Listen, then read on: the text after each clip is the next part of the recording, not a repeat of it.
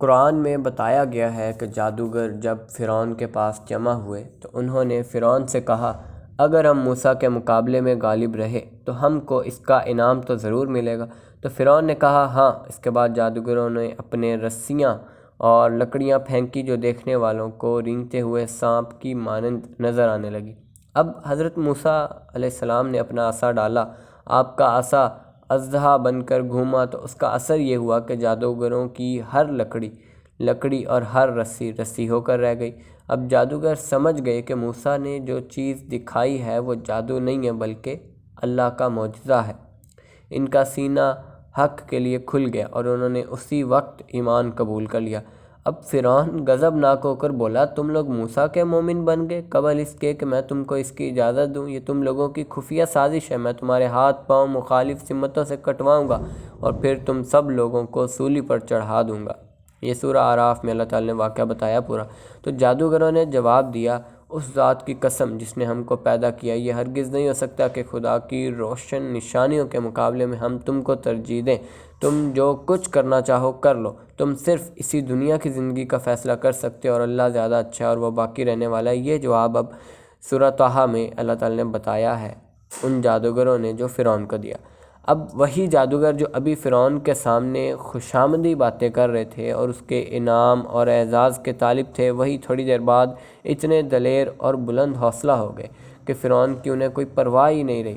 حتیٰ کہ فرعون کی طرف سے سخت ترین سزا کی دھمکی بھی انہیں مرعوب نہیں کر سکی۔ وہ کیا چیز تھی جس نے جادوگروں کو اچانک پستی سے بلندی اور بزدلی سے بہادری تک پہنچا دیا؟ وہ ایمان کی طاقت تھی۔ انہوں نے انسانوں سے گزر کر خدا کو پا لیا تھا، پھر ان کو انسانوں کا ڈر ہوتا بھی کیوں؟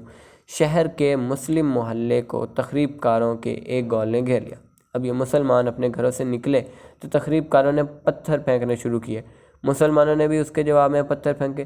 تخریب کاروں کو جب پتھراؤ سے کامیابی ہوتی نظر نہ آئی تو انہوں نے بندوقوں سے فائر کیے، جس سے کچھ مسلمان زخمی ہو گئے۔ اس کے بعد مسلمان بھاگے اور اپنے گھروں میں داخل ہو گئے۔ اب تخریب کاروں کا حوصلہ بڑھ گیا۔ وہ آگے بڑھ کر محلے میں گھس گئے اور مسلمانوں کے مکانوں اور دکانوں میں آگ لگانا شروع کر دیا۔ اب یہ بڑا نازک موقع تھا، لوگوں کی سمجھ میں نہیں آتا تھا کہ کیا کریں۔ اب محلے کے ایک بدنام شخص کو اللہ نے ہمت دے دی اور اس نے اس مسئلے کو حل کر دیا۔ اس شخص میں اور کوئی برائی نہیں تھی، البتہ وہ شراب پیتا تھا۔ وہ اپنے کمرے میں داخل ہوا، اس نے تیمم کیا اور سجدے میں گر پڑا۔ سجدے کی حالت میں اس نے دعا کی، اللہ آج تو ہماری عزت رکھ لے اور ہماری مدد کر، میں تجھ سے وعدہ کرتا ہوں کہ آج کے بعد میں کبھی شراب نہیں پیوں گا۔ اس نے یہ دعا کی اور اس کے بعد پڑوسی کی بندوق لی اور تھیلے میں کارتوس بھر کر مجمع میں گھس گیا۔ اس نے چن چن کر تخریب کاروں کو اپنی بندوق کا نشانہ بنانا شروع کیا۔ اگرچہ وہ خود بھی ہر وقت تخریب کاروں کے نشانے کی زد پر تھا، مگر اس وقت ڈر جو ہے اس کے دل سے نکل گیا تھا۔ وہ پوری بے خوفی کے ساتھ اپنا کام کرتا رہا۔ تخریب کاروں نے جب دیکھا کہ اس کے بہت سے ساتھی خاک اور خون میں تڑپ رہے ہیں اور ہائے مار ڈالا کی چیخیں بلند ہو رہی ہیں تو ان کے حوصلے پست ہو گئے اور وہ بھاگ کھڑے ہوئے۔ قرآن میں ہے کہ اللہ کی طرف پاکیزہ کلمات چڑھتے ہیں اور نیک عمل اس کو بلند کرتا ہے۔ مذکورہ یہ جو میں نے ابھی آپ کو قصہ سنایا، اس میں مسلمان کی دعا کے ساتھ یہی معاملہ پیش آیا۔